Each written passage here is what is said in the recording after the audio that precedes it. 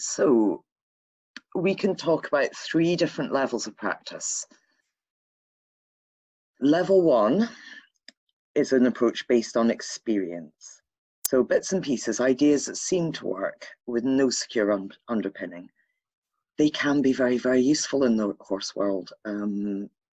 We have huge amounts of useful advice that have been passed down to us, things that do actually work. You know, if you've got a scared youngster, put them in with an older, sensible mare.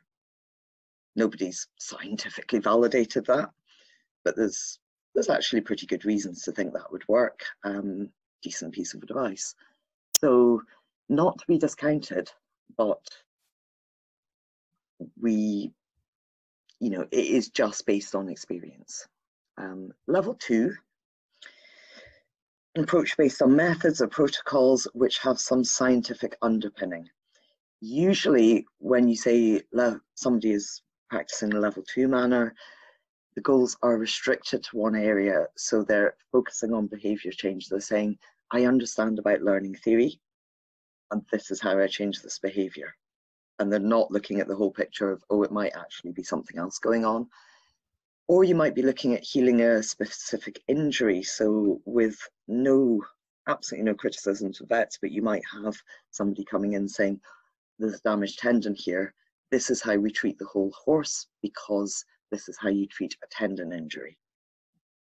And a very good vet will look at it and say, as one of my vets has done in the past, usually you would treat a tendon injury this way, but I know this particular rescue horse you have was involved in a stable fire and is absolutely terrified of stables, and therefore will find a different way to do it.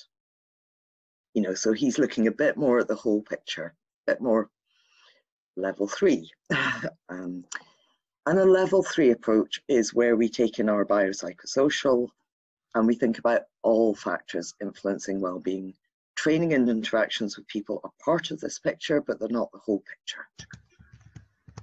We have flexibility to experiment and combine and adapt approaches. So taking a level 3 approach, we might pick up level 2 tools. Here's a bit of understanding about learning theory. Here's a bit of understanding about what you do when your horse is overweight. Here's a bit of understanding about, we have tools that we can pick up from there, but we don't just only use those tools, we use them as appropriate. And we pick up some level 1 stuff as well.